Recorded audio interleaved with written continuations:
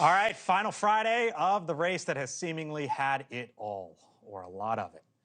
Here's what we wanted to do tonight here on the Hill. You will hear from both campaigns. We're going to look at the present and the next few days, the final four. What the campaigns say they are seeing, why Donald Trump and Vice President Harris are going where they are. Ian Sams is a senior advisor to the Harris campaign. He will join us in a moment. First, though, to Tim Murtaugh, senior advisor for the Trump campaign. Gentlemen, thank you both for being with us here tonight. Tim, I'll start with you. Thanks for being back with us here on the Hill. Great to see you, Blake. Thanks for having me. You as well. So we've been talking about this, the gender gap. Men are breaking for Trump, women are breaking for Harris. We all know this. But in new voters, new registered voters in the swing states, there are more women who are first-time voters than men. How much does that concern you and the campaign, Tim? And if that's the case, how does Donald Trump win?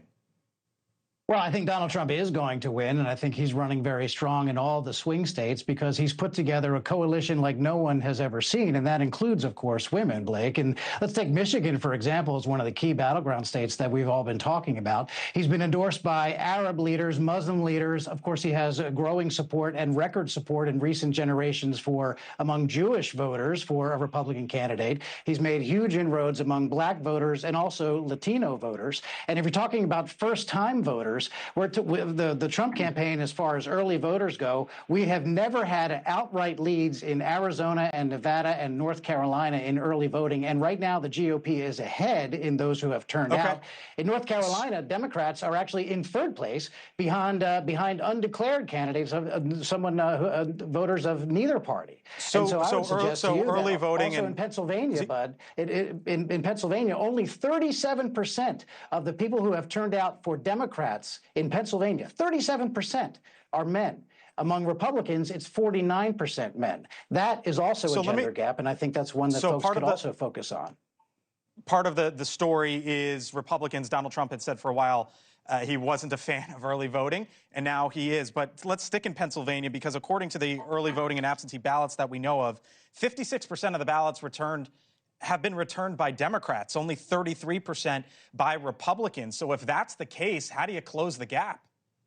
Well, Blake, that number right there represents a gap that has already been closed. We are running 22 points better in Pennsylvania than in previous years for early voting. And you want to talk about early voting? I want to go back to Michigan. On the first day of early voting in Michigan's history, just this past Saturday, was the first time ever early voting in person was available. 700,000 people voted in person in Michigan on Saturday. First time ever. Those are people who showed up to the polls. And we believe, and we know the Harris campaign believes it too, people who vote in person are going to tend to favor Donald Trump, particularly in the early going. In Pennsylvania, again, this is why our closing message, Blake, has been very simple. Harris broke it. Donald Trump will fix it. In Pennsylvania, that matters a lot. She's got a big problem with labor union workers. The Teamsters, Tim, for the first time in anybody's memory, to endorse the Democrat candidate because their members are with Donald Trump. Don't forget that when you're talking about Pennsylvania and Michigan, for that matter. I got about a minute left with you because I want to give Ian the same amount of time. I was looking, and I'll get to this with him as well. DDHQ polling average, Tim, no matter who's on top, Trump or Harris, in the 7 key swing states, no one has gotten 50%. In fact, the lowest number is 48.6%. Highest number is 49.3% in Georgia. The X factor that the Trump campaign sees it is what?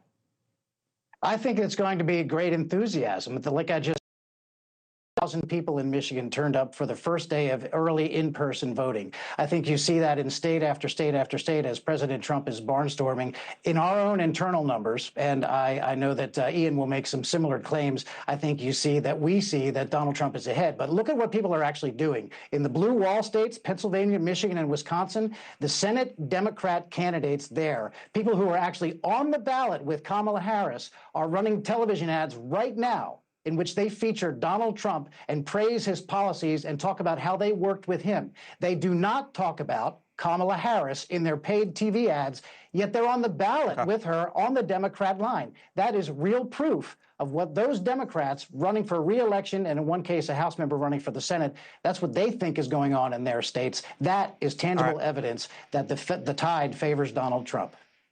Tim Murtaugh, senior campaign spokesperson for the Trump campaign. Again, thank you for the time on this Friday evening. Appreciate it. Thank you for watching, and make sure you go to joinnn.com to find NewsNation on your television provider. And don't forget to click the red subscribe button below to get more of NewsNation's fact-driven, unbiased coverage.